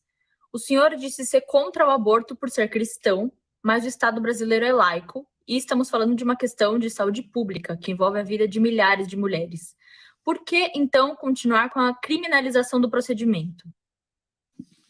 Bom, como eu disse, eu sou cristão mesmo e sou contra o aborto mesmo. Então, é uma questão de crença. Eu acredito na concepção desde o início, da vida desde a concepção. E vou continuar sendo contra o aborto. Né? É uma questão de fé. Né? Eu acho que é o que eu acredito. E vou continuar acreditando. No entanto, entendo que o legislador tem a competência para disciplinar questões relacionadas ao aborto. O legislador já fez isso, e aquilo que está previsto na legislação é o que nós vamos cumprir. Agora, vou continuar sendo contra o aborto, acredito na vida desde a sua concepção. O senhor, Eliane, só uma dúvida aqui. O senhor, por exemplo, vai trabalhar para que a lei seja cumprida nos hospitais estaduais que permitem, né, o aborto dentro da regra, mas que essas mulheres, quando procurem ajuda, de fato, consigam realizar o aborto, se legal for? Claro, nós vamos cumprir a lei. Nós vamos cumprir a lei e, assim, elas têm que ter toda a assistência. Né? A lei disciplinou as hipóteses, né, em que o aborto é possível, é legal, e é uma política pública importante, e elas vão ter todo o suporte para isso. Agora nós teremos a quarta e última pergunta do Jorge Abraão, coordenador-geral do Instituto Cidades Sustentáveis. Por favor. A desigualdade é o maior problema do Brasil. O Brasil é uma das 12 maiores economias do mundo, mas é também um dos 10 países mais desiguais, o que dá uma medida da incapacidade dos governos de resolver. O Instituto Cidades Sustentáveis, há mais de 10 anos, vem se dedicando ao tema da desigualdade e lançamos recentemente o Índice de Desenvolvimento Sustentável das Cidades, que classifica todas as cidades brasileiras quanto ao seu nível de desenvolvimento sustentável. Em São Paulo, há uma grande desigualdade entre cidades de diferentes regiões, como a do Vale do Ribeira, por exemplo. O senhor participou de um governo que aumentou a desigualdade no país. 33 milhões de pessoas estão na linha de pobreza e 125 milhões sofrem algum tipo de insegurança alimentar. Que medida concreta o senhor propõe para reduzir a desigualdade entre as diferentes regiões do estado de São Paulo? Bom, primeiro é deixar claro que eu participei de um governo que enfrentou uma recessão brutal na Argentina, que subtraiu exportações industriais brasileiras, que na sequência enfrentou um desastre de Brumadinho, que além da tragédia humana afetou em cheio o setor mineral. As contas mostram que a gente deve ter perdido ali entre 0,3 e 0,4 pontos do PIB em 2019 só com essa ocorrência. Nós enfrentamos a crise do Covid, que foi a maior crise que a nossa geração já se deparou, que deixou cicatrizes, que deixou marcas. Nós enfrentamos a crise hídrica e todo o seu desafio de não permitir o desabastecimento de energia, e nós enfrentamos a guerra da Ucrânia, por fim. Teve de tudo, só faltou gafanhoto, e foi quase, porque eles bateram lá na fronteira do Rio Grande do Sul e foram embora, o resto teve. E ainda assim, a gente está gerando emprego. Ainda assim, nós geramos 4 milhões e 700 mil postos de trabalho de 2020 até aqui. Ainda assim, o desemprego está caindo de 14,6%, para em breve estar em menos de 9%, que é o melhor resultado em mais de 10 anos. Ainda assim, as contas públicas estão tendo um resultado muito positivo, e quando todo mundo esperava 250 bi de déficit ano passado, nós terminamos com 65 bi de superávit. Ainda assim, o Brasil está crescendo, ainda assim está atraindo investimento, o Brasil é a bola da vez, está saindo do outro lado. A desigualdade regional ela vai ser enfrentada com incentivos regionais. Foi citado o Vale do Ribeira, mas não é só o Vale do Ribeira, o sudoeste do estado apresenta problemas, o oeste do estado virou uma terra de pedágio, de presídio e de pobreza, né? A Alta Paulista apresenta esses problemas e a gente tem que combater a desigualdade com incentivo regional. Ou seja, percepção de vocações econômicas e exploração dessas vocações econômicas, atração de negócio, com acionamento das alavancas corretas, com o incentivo tributário, né, com a redução da carga tributária para aquisição de bens de capital, né, com a redução dos tributos para os insumos energéticos, né, com a postergação do prazo de recolhimento de ICMS, né, o fomento, então, dessas atividades econômicas nessas regiões, com um retoque, com um olhar regional. A promoção da formação profissionalizante orientada a essas vocações econômicas, então, a criação e o posicionamento das escolas técnicas nessas regiões, para formar profissionais que consigam dar conta do desafio do despertar de atividade econômica em regiões que são deprimidas. Por exemplo, o Vale do Ribeira tem a vocação para o agro, tem a vocação para o turismo. O turismo é uma indústria sustentável que gera divisa e a gente tem tudo para promover o turismo no Vale do Ribeira. Então, a gente tem que avançar nessa direção. O potencial do oeste do estado, no que diz respeito ao agronegócio, por terras agricultáveis, né, pela segurança hídrica, né, pela capacidade que nós temos de água naquela região, é enorme. Então, a gente tem que também trazer a segurança jurídica para que o agro possa se desenvolver. E lá a regularização fundiária é um tema fundamental. Então, nós vamos fazer esses recortes regionais para promover o combate à desigualdade por meio do incentivo regional. Quando o senhor fala de combate à desigualdade social, que é o problema mãe do Brasil, isso remete automaticamente à questão da violência. E aqui no intervalo, um nosso participante aqui veio me pedir para lhe perguntar sobre a questão da violência, que não é uma questão específica de São Paulo, é uma questão nacional, mas que é uma questão... O Brasil está completamente fora de um padrão mínimo de segurança para a sua população. E só um parêntese rapidinho, eu queria lembrar, apesar de tudo que o senhor disse sobre a evolução no governo federal, eu queria lembrar que no primeiro ano do governo Jair Bolsonaro não tinha pandemia, não tinha a guerra da Ucrânia, não tinha a crise da Argentina, e o Brasil cresceu em torno de 1%, que eu acho que é até menos, mas vamos dizer que é equiparável ao último ano do Temer, quando o Temer teve todos os problemas políticos, toda a pressão para salvar o mandato, e o presidente Jair Bolsonaro foi eleito com 57 milhões de votos, estava com todos os ventos a favor. Mas eu queria focar na questão da violência, da segurança, por favor. Bom, em 2019, o presidente Bolsonaro aprovou reformas importantes que nos permitiram suplantar crises difíceis, né? O senhor está falando da reforma da Previdência, que veio pronta do governo Temer. Não, na verdade não, até porque o texto é diferente.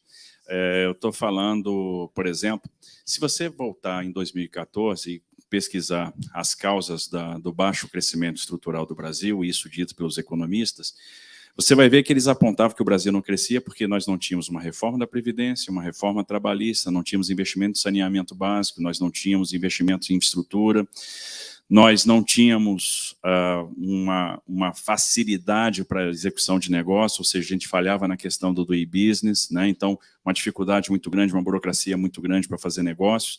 Faltava uma reforma tributária, faltava uma reforma administrativa e um investimento em educação orientado ao resultado.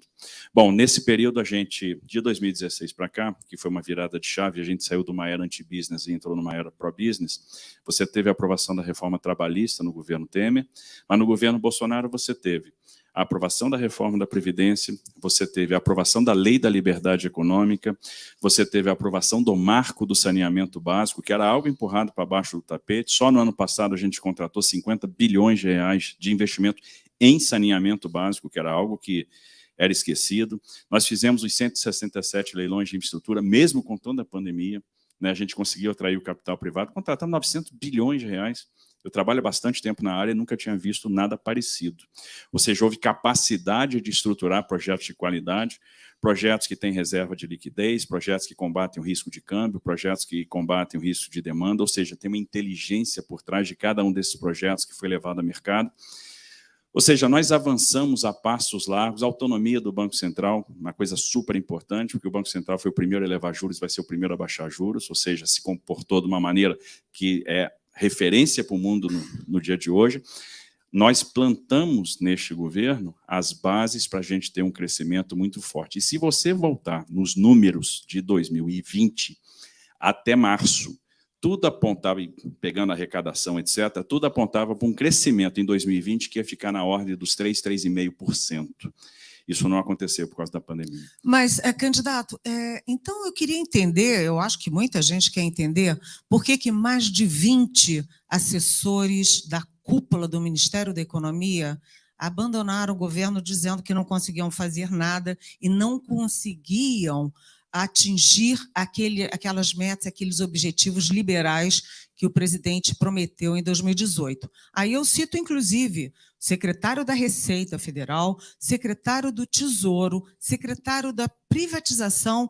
E por que o presidente Bolsonaro trancou na gaveta durante meses as reformas da tributária e a reforma trabalhista? Observe que a reforma tributária está na agenda, está na ordem do dia, já está sendo discutido no Congresso, né, está avançando, ou seja, virou uma realidade. Eu tenho certeza que, pós-eleição, vai ser um dos itens que vão ser objeto de enfrentamento, isso é absolutamente necessário, e talvez seja uma das últimas alavancas que estejam faltando para a gente dar um salto. Não vamos nos esquecer, de novo, né, que já que a gente falou em privatização, dos 167 leilões de privatização e concessão feitos, inclusive a primeira privatização portuária da nossa história. Que o senhor me disse no início do governo que já... Oba, encontrei tudo bem encaminhado do governo Temer, estava prontinho. O senhor me disse. Pois é, que eu mesmo tinha estruturado quando estava secretário do PPI no governo Temer.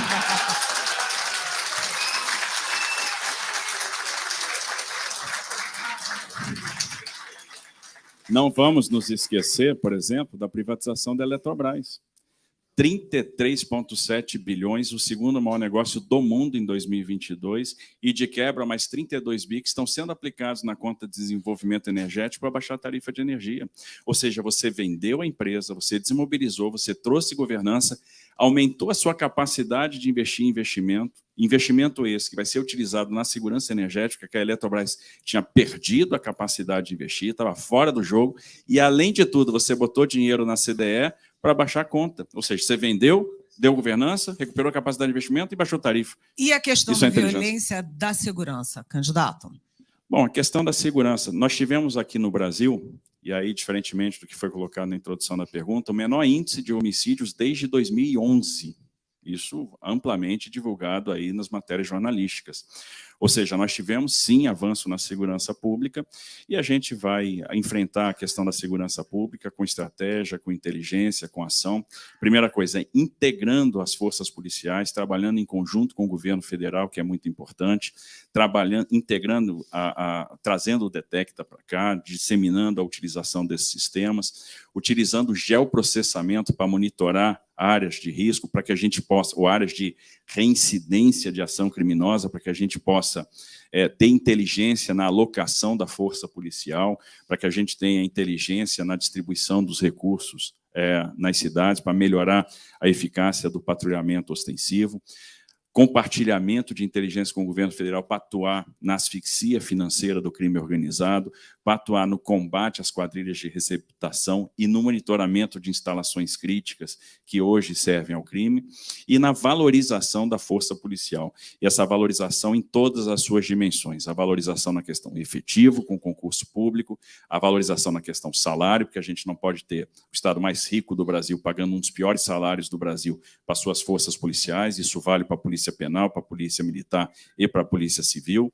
Também a assistência jurídica, assistência médica e a mobilidade na carreira, ou seja, planos de carreira que sejam consistentes e permitam que esses servidores trabalhem aí, possam trabalhar de forma com toda a motivação necessária. Eu vou pedir licença para os meus colegas para fazer mais uma pergunta dentro da questão da violência que o nosso participante trouxe aqui.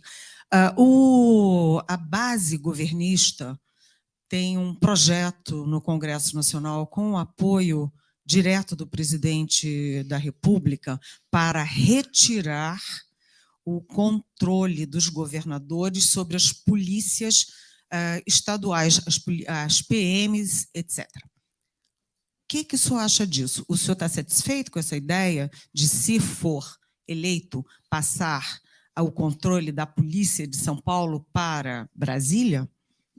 Engraçado que eu nunca vi o presidente comentando isso, em momento nenhum. Mas não necessariamente o senhor deveria ouvir, né? O projeto está lá e é da base do presidente Bolsonaro. Nunca vi esse projeto, acho de baixíssima probabilidade, e assim eu converso com a base do governo e converso com parlamentares que têm uma relação íntima com segurança pública, e isso nunca passou pela pauta.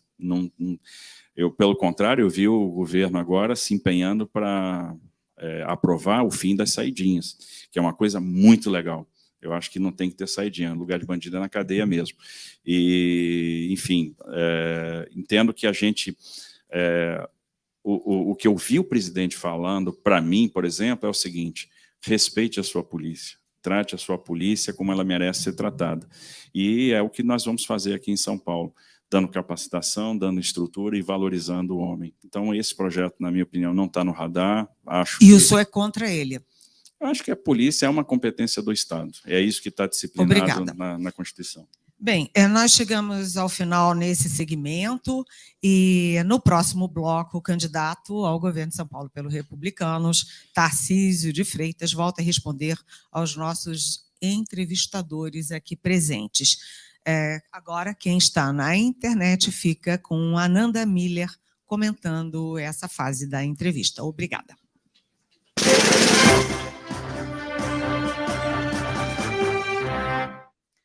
Terceiro bloco da Sabatina Estadão FAAP com o candidato Tarcísio de Freitas, do Republicanos, chega ao fim. Mais temas aí de muita relevância, de interesse público. A segurança pública, sem dúvida, é uma pauta recorrente, ela está presente nos planos de governo e, obviamente, nas sabatinas, também nos debates de absolutamente todas as chapas, todos os partidos. A gente relembra que essa, hoje, é a última sabatina dessa fase, com os candidatos ao governo do estado de São Paulo. As sabatinas iniciaram na última quarta-feira, dia 17, com o candidato Elvis César, do PDT. Na sequência, também foram ouvidos os candidatos Fernando Haddad, do Partido dos Trabalhadores, na sexta-feira. Peguei a minha colinha aqui, são tantas agendas que a gente até acaba se perdendo. Fernando Haddad, do PT, na sexta-feira. Voltamos na segunda-feira com Rodrigo Garcia, do PSDB, depois Vinícius Poit, do Partido Novo, e agora estamos ouvindo Tarcísio de Freitas, do Republicanos. Essa fase de 5 sabatinas encerra hoje, mas já tem uma nova rodada saindo do forno. A partir do dia 16 de setembro, ou seja, no mês que vem, haverá a rodada de sabatinas Estadão FAAP com os candidatos à presidência da República.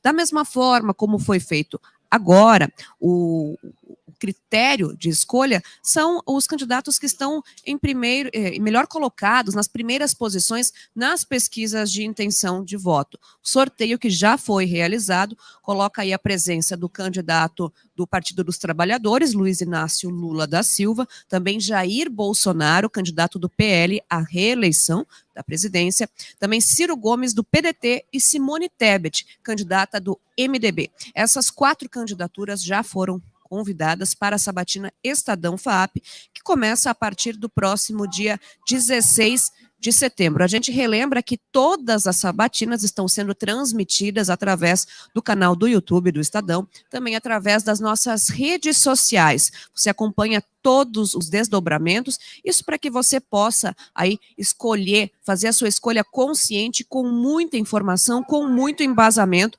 para no dia 2 de outubro, no primeiro turno, você votar aí com consciência.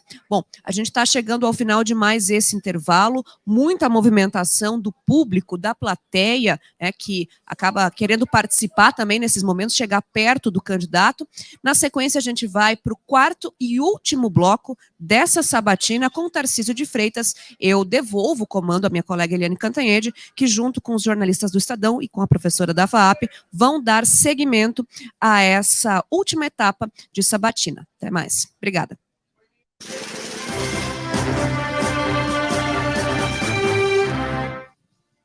Olá, estamos de volta. Muita gente aqui em pé, muito burburinho, casa cheia. Vamos sentar, gente? Olha, estamos de volta e nesse bloco o candidato do Republicanos ao governo de São Paulo, Tarcísio de Freitas, será novamente questionado pelo jornalista e meu amigo Pedro Venceslau, pela Carolina Ercolim, que é minha amiga todas as manhãs na Rádio Eldorado, às 9 da manhã, tá, gente? 9h30. E a professora Maiara Ferrari Longini, que é professora de Direito e Desenvolvimento Sustentável aqui da FAAP. Você quer começar, Maiara? Sim, candidato, no intervalo, o burburinho foi forte aqui ainda sobre o assunto segurança pública e violência, e existiu uma polêmica sobre uma declaração sua sobre a câmera, o monitoramento da polícia, então a gente queria voltar nesse pedacinho. Bom, eu coloquei uma posição minha, né, que eu acho que toda política pública precisa ser reavaliada, inclusive das câmaras corporais, né? À luz do que a gente tem aí de experiência internacional, eu tenho a minha experiência, obviamente não é de segurança pública, mas é de combate, foi no Haiti, e eu vi lá quanto é importante você ter velocidade numa tomada de decisão. A velocidade de uma tomada de decisão, às vezes, salva vidas, né? Então, tem alguns questionamentos com relação a essa política.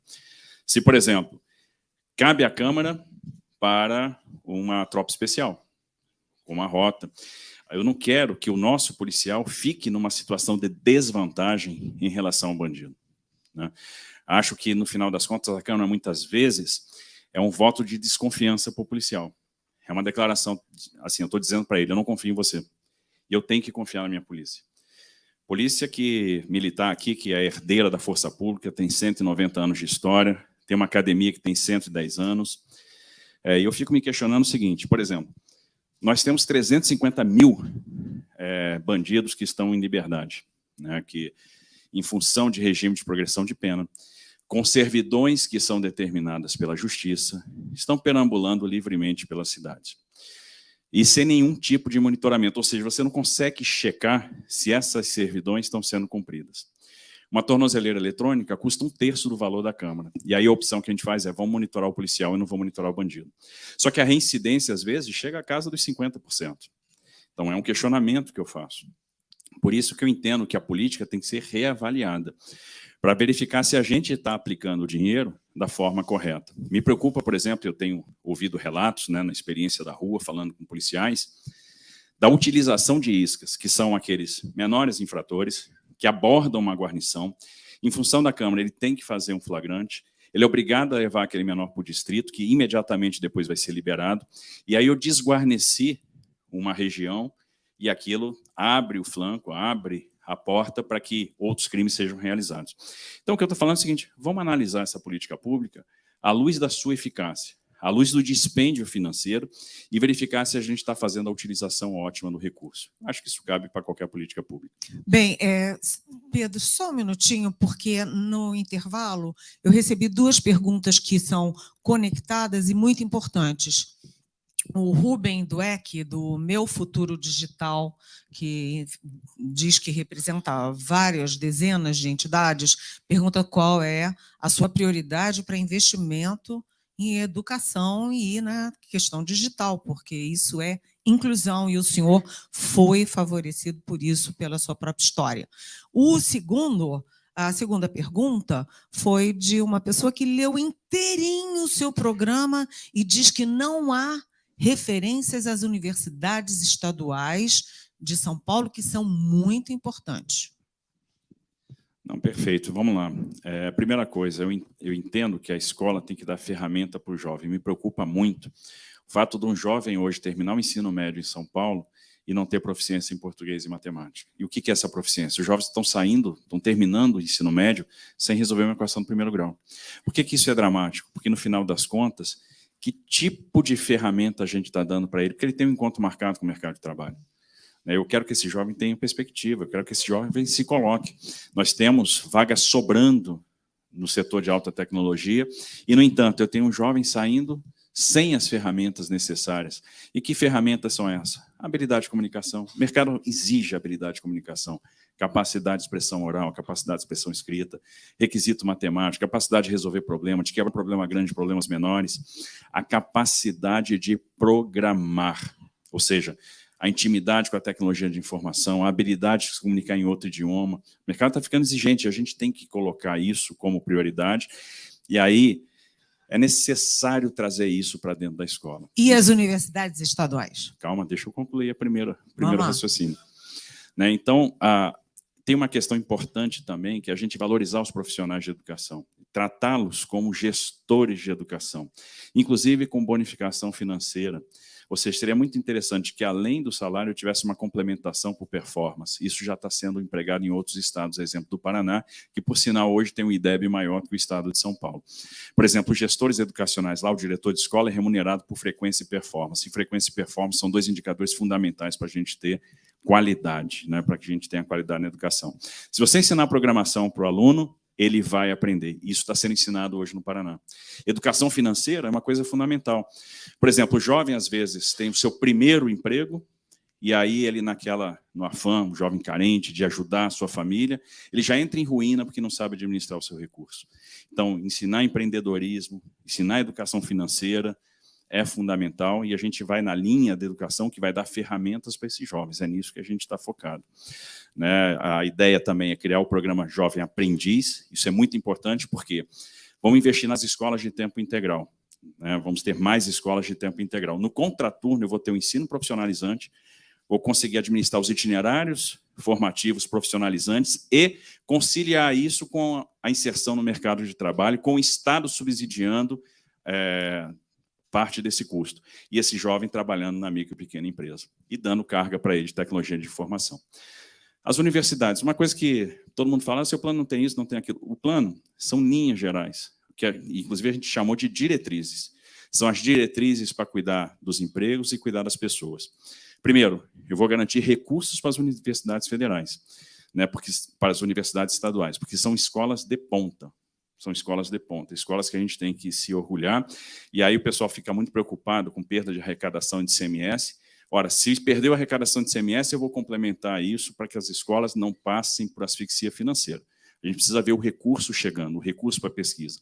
Fomentar a integração dessas universidades com a iniciativa privada e com o próprio Estado, para que a gente, em conjunto, possa encontrar soluções para os problemas do cotidiano e dar, e manter a autonomia que ela já tem e ampliar a autonomia na medida do possível. Pedro e Carolina, a bola está com vocês.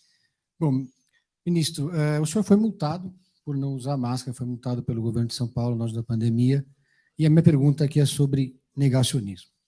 Parte da militância bolsonarista, parte grande da militância bolsonarista, pratica essa corrente mundial, integra essa corrente mundial do negacionismo, que da antivacina, os antivax, eles inclusive têm colaborações internacionais.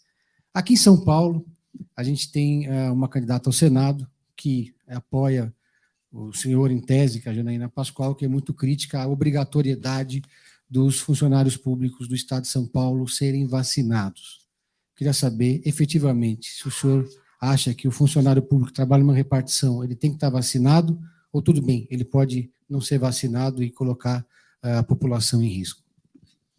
Veja bem, eu sou a favor da liberdade. Por que eu vou obrigar uma pessoa a se vacinar? Essa pessoa trabalha com o público, né? E ela Qual pode problema? colocar o público em risco? O senhor não acha que não há um problema nisso? Acho que não. Vamos supor, aquela pessoa já teve, por exemplo, a doença, já constituiu imunidade. Essa questão, essa opção vacinal ou não, é de cada um. Se o senhor vencer a eleição, o senhor vai acabar com a obrigatoriedade? Com certeza, vou acabar com a obrigatoriedade.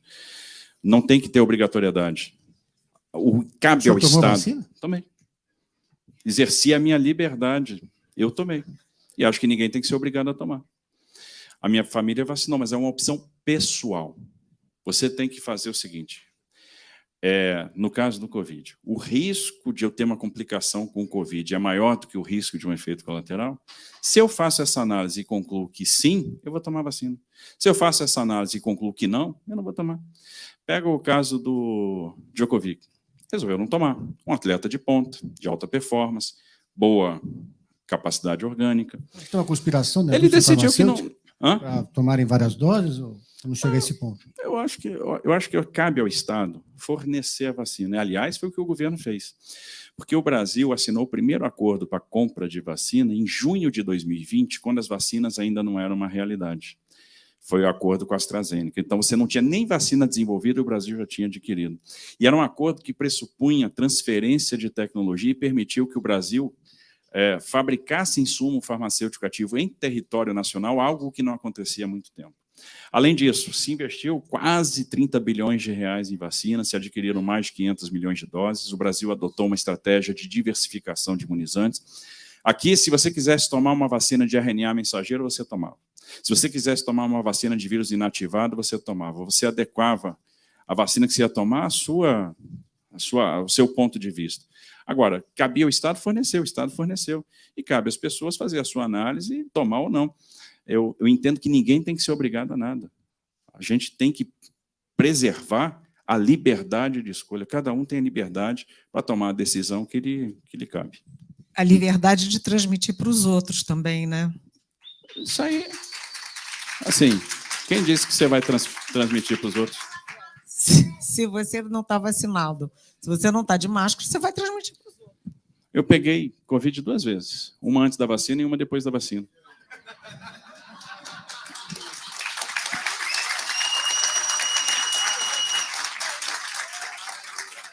Nessa linha de raciocínio, por exemplo, a gente está vendo baixa adesão da vacina da polio no Brasil, em São Paulo, consequentemente.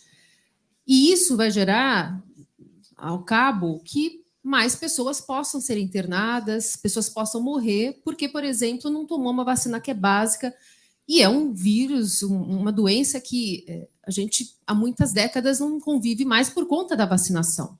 Usando esse mesmo raciocínio que o senhor está dizendo, o governo vai abrir mão de, por exemplo, obrigar as crianças em escolas que apresentem a carteirinha de vacinação para estar em convívio com outras pessoas, no sentido também de que uma não vacinação de uma criança pode gerar um custo maior, por exemplo, na área da saúde dentro do Estado.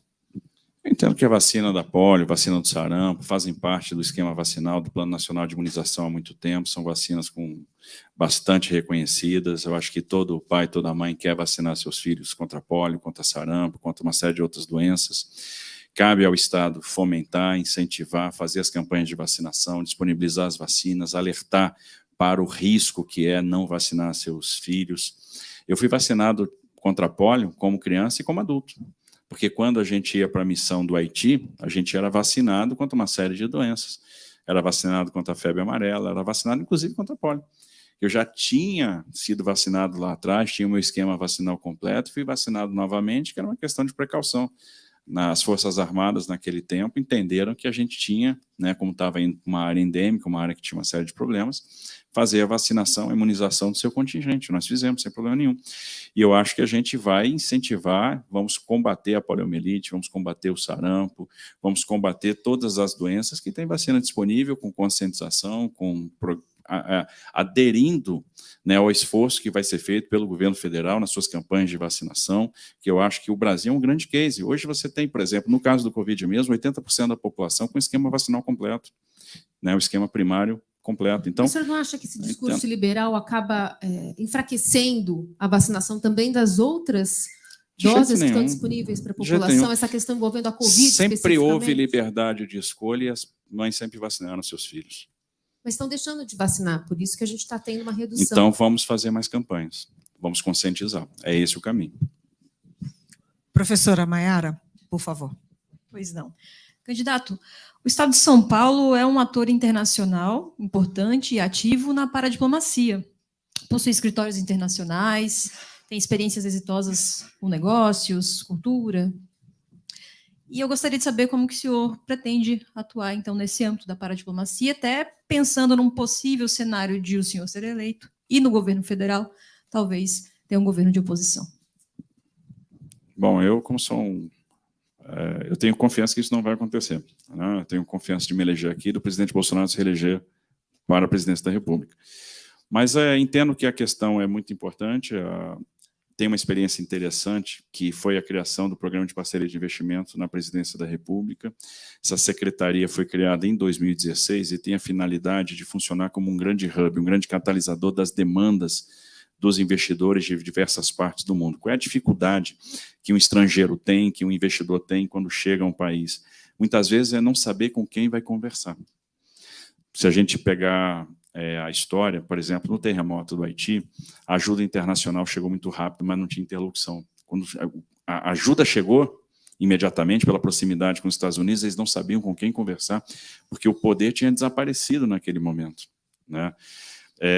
Mas isso acontecia também com os investidores. O investidor chega aqui e não sabe com quem conversar, que porta bater, porque você tem vários intervenientes num processo de investimento. Então, primeiro, ter o hub para concentrar a demanda do investidor e direcionar essa demanda pelos vários intervenientes. Também, para coordenar a ação desses vários intervenientes, para que a gente possa ter celeridade no processo de investimento. E terceiro, promover o investimento no exterior. Eu fiz 46 viagens a países do mundo, né, nesses últimos anos aí, justamente mostrando o programa de investimentos do Brasil, mostrando o que a gente tinha avançado em termos de modelagem, mostrando o que a gente tinha construído em termos de combate a riscos que eram percebidos pelos investidores, fazendo apresentação em agências de rating, fazendo apresentações em fundos. São Paulo, pela potência que é, vamos lá, São Paulo é a terceira economia da América Latina. Fica atrás do Brasil, do próprio Brasil e do México. Então, merece realmente estar bem posicionado, ter essas portas de entrada abertas para promover a atração de investimento. E a gente tem que lembrar o seguinte, a gente está diante de uma grande oportunidade, uma tremenda oportunidade. Por quê? O mundo percebeu que errou em termos de estratégia a colocar todos os ovos na mesma cesta. E sofreu isso na crise do Covid e agora com a guerra da Ucrânia. Os mercados se desorganizaram, o mercado de óleo e gás se desorganizou, os processadores de alimentos estão barrando investimentos que não têm certeza do recebimento de insumos. As empresas vão procurar novos destinos. E aí a gente tem um caminho aberto para a reindustrialização. Se a gente acionar as alavancas corretas, a gente vai conseguir atrair muito negócio para o Brasil e São Paulo tem que ser protagonista nesse processo. A gente tem tudo para trazer muito investimento para cá, desde que a gente atue na redução da dependência energética, no aumento da oferta de energia, que a gente atue na diminuição da carga tributária, que a gente atue no crédito para o micro e pequeno empreendedor. E não destrua a Amazônia, né, candidato? Porque os fundos de investimento, não estou falando por mim, não sou eu, gente, é uma realidade, é um fato, que os fundos de investimento internacionais produziram manifestos para o governo brasileiro, alertando, né, as grandes economias modernas, as grandes democracias, não investem mais em país que devasta, que queima, que destrói o meio ambiente. Perfeito. Então, isso vale para a Alemanha, Noruega, França, Canadá, Austrália. E se eu puder complementar, o Estado, né, um governo subnacional com uma boa atuação e postura, pode até recuperar essa fama que ficou ruim, né, perante o cenário internacional. Eu entendo que a gente tem tudo para colaborar nesse esforço, nesse processo. Como eu disse, os fluxos financeiros estão atrelados aos padrões ambientais. O assunto Amazônia é um assunto que eu, em especial, gosto muito, porque eu morei 6 anos lá. Eu trabalhei 1 ano, praticamente, numa obra de gasoduto, embarcado, dormindo num barco nos rios amazônicos, porque a logística era fluvial, né? Então, nas margens do Rio Urucu, nas margens do Rio Solimões, e vale a pena o brasileiro conhecer o que acontece na bacia petrolífera de Urucu. É um grande exemplo que é possível você ter desenvolvimento aliado com sustentabilidade. O que acontece lá em termos de negócio de óleo e gás é um exemplo para o mundo inteiro. Vale a pena conhecer Carajás. O que acontece em Carajás É um exemplo em termos de sustentabilidade para o mundo inteiro. Então, a gente consegue fazer essa aliança de crescimento, de desenvolvimento com sustentabilidade, porque são objetivos conciliáveis. E eu tenho certeza que a gente vai ser uma referência na transição energética, no mercado de crédito de carbono e na economia verde. Pedro. Eu gostaria de saber como é que o senhor avalia essa operação da Polícia Federal, deflagrada agora recentemente, com empresários bolsonaristas que mantinham um grupo de WhatsApp no qual eles pregavam o golpe de Estado no Brasil. Olha só, eu acho que a operação foi desarrazoada. Você sabe que teve gente que teve a busca e apreensão decretada lá porque deu um joinha. Alguém falou um negócio, aí o cara, tá, joinha. Aí decretam busca e apreensão, decretam bloqueio de bens, bloqueio de contas na internet. Isso é perigoso. Isso é perigoso. Será que foi proporcional? Um cara chega num grupo de WhatsApp e fala qualquer coisa. Aquilo não tem a menor plausibilidade, nada, não constitui risco nenhum. Uma conversa entre amigos, alguém fica um dia, tem um arrobo e fala uma bobagem. E aí eu vou mandar a Polícia Federal na casa dessa pessoa, que gera emprego, que gera crescimento, que emprega milhares de brasileiros, vou bloquear as contas deles. Será que foi razoável? Será que não foi uma extrapolação? Será que é normal? Será que não foi preventivo? Mas, candidato, eu acho. Se você tem um grupo, se fosse um grupo de 5... dá licença. Se nós temos... É ridículo fazer esse tipo de comportamento num debate em que o candidato está acatando muito bem o tipo de pergunta. Candidato, essas coisas começam e a gente não sabe como é que acaba, porque se a gente estivesse falando de meia dúzia de famílias ali, não, a gente está falando de grandes empresários com muitos recursos, muito dinheiro, e isso poderia crescer. Para onde vai isso? No momento em que o presidente da República deixa pairar no ar a possibilidade de golpes, de não acatar decisão judicial, enfim, essas coisas têm um caráter preventivo, não? Não creio. Acho que houve uma extrapolação. Não vejo que uma conversa num grupo de WhatsApp entre amigos tenha qualquer condão de promover um golpe de Estado, porque para você promover isso, você teria que combinar com os russos. Quem é que vai dar um golpe? Meia dúzia de empresários? Isso não faz o menor sentido, gente. Cá para nós é desarrazoado. Aí você determina uma operação policial, você não consulta o Ministério Público, então, no final das contas... Consulta, sim. O ministro disse que consultou a Procuradoria-Geral da República via vice Lindora Araújo. O próprio Procurador-Geral da República disse que a consulta não chegou. Então, assim, houve essa determinação. Será que isso não é uma extrapolação? A gente vai achar normal essa extrapolação? Gente, tem tanta crítica de extrapolação aqui e ali, a gente está vendo o presidente fazendo gestos e vê uma operação dessa totalmente desarrazoada, inoportuna. Assim, isso bota em risco liberdades. E a gente não pode achar normal a colocação dessas liberdades em risco. Não faz o menor sentido. O que aconteceu ontem foi uma extrapolação. Se a gente achar isso normal, tem alguma coisa muito errada com a nossa democracia. Gestos? O senhor falou que o presidente está fazendo gestos, queria saber quais gestos. O presidente foi na posse do Alexandre de Moraes, conversou com ele, o presidente já declarou que vai respeitar o resultado da eleição. Não tem risco nenhum para a democracia. Risco nenhum. A nossa democracia vai ser. A nossa democracia é vibrante. Você a aceitar o resultado das eleições no âmbito estadual, federal? Se eu não fosse respeitar, eu não seria candidato. Mas o senhor não coloca nenhum tipo de condição, como colocou o presidente Bolsonaro?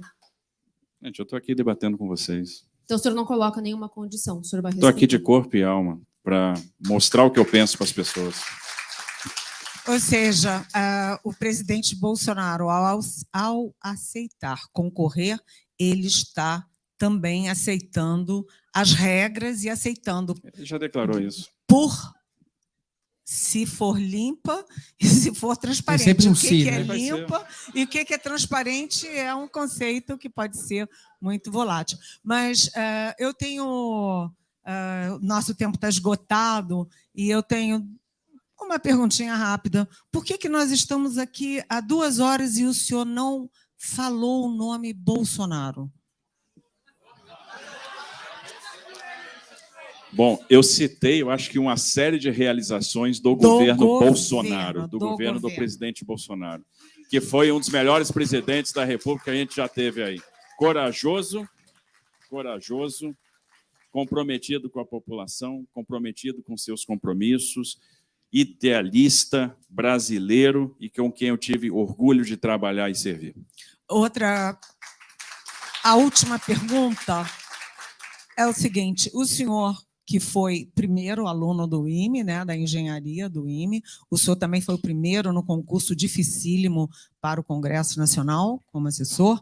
O senhor é um cartesiano, então o senhor tem muitos números, muitas informações, o senhor é aplicado, o senhor estudou direito as linhas do metrô e tem um programa muito claro na cabeça.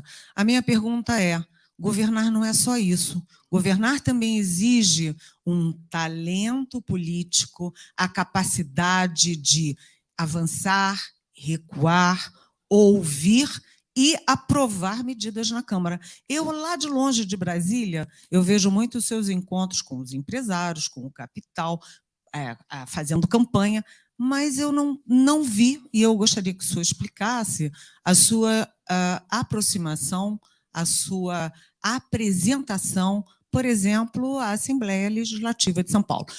Capacidade e experiência política. Quanto tempo o Brasil ansiava por uma reforma da cabotagem? Eu fiz. Quanto tempo a gente esperava por uma reforma de marco de ferrovias? Eu fiz. Quanto tempo a gente esperava por uma reforma no setor aéreo? Eu fiz. Mudei o Código Brasileiro de Aeronáutica. Quanto tempo a gente esperava por uma abertura do mercado de rodoviário interestadual de passageiros? Também fiz. Todas essas medidas eu aprovei no Congresso. Consegui aprovar o mercado de cabotagem, abrimos o mercado de ferrovias, aprovamos a lei de autorizações, fizemos uma reforma na lei de portos, fizemos a mudança no Código Brasileiro de Aeronáutica. O que eu quero dizer? Todas as medidas que nós botamos no Congresso, nós aprovamos. Sabe por quê?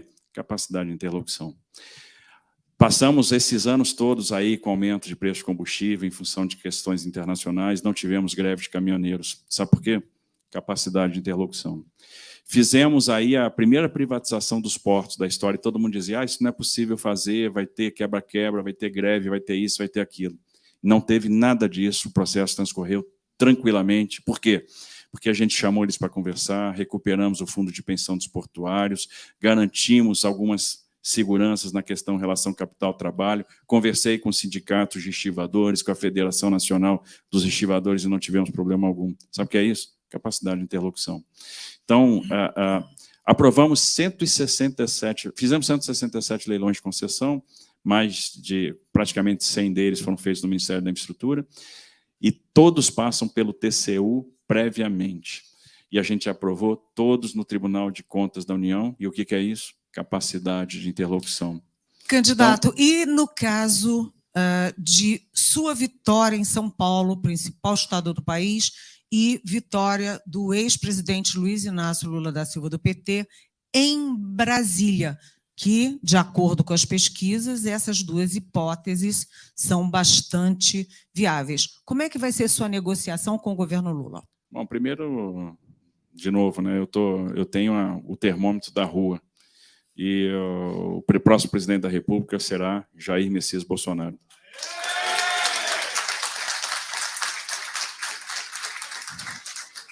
E eu sempre vou atuar pelo interesse de São Paulo.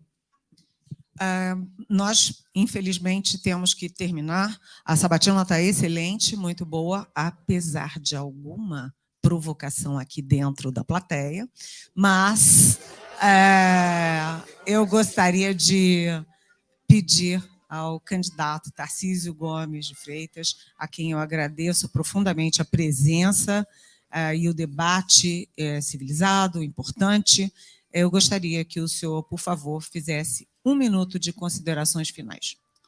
Bom, tenho andado bastante em São Paulo e tem algumas coisas que têm me impressionado e foram objeto até de pergunta aqui. Outro dia eu tive a oportunidade de visitar uma comunidade, conheci uma pessoa, né? Está ficando famosa, porque eu estou falando muito o nome dela, que é a Dona Yara, mas já conheci também a Dona Meire na comunidade do Campo Grande de Campinas, que é uma pessoa que tem lá o esgoto correndo a céu aberto na porta da casa dela, que saiu da área alta da comunidade para a área baixa porque não tinha dinheiro para suportar o aluguel, que convive com as cheias que invadem a casa dela a cada nova chuva, numa região que tem muito lixo depositado, né, o córrego cheira mal, a água servida corre pelo meio das ruas, não tem iluminação pública. E eu vi algumas coisas naquela comunidade que eu só tinha visto em Porto Príncipe. E o que chama a atenção é que isso ocorre em São Paulo, na terra da Faria Lima. Né? Então, a gente não pode se desconectar dessas pessoas. Eu entendo que o principal atributo para um bom governante é a sensibilidade. E alguém me pergunta, você quer ser governador de São Paulo? Tem muita gente que quer bastante ser governador de São Paulo. Não é meu caso. Eu quero servir e deixar legado. E é completamente diferente. E eu estou aqui para servir e para deixar legado.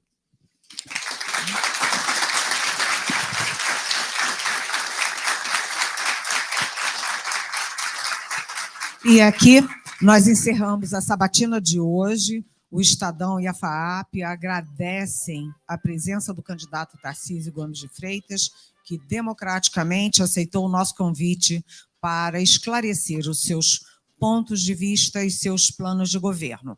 E lembre, né, a partir de 16 de setembro, voltaremos com as sabatinas dos 4 candidatos a presidente mais bem colocados nas pesquisas. Lula, Bolsonaro, Ciro e Simone.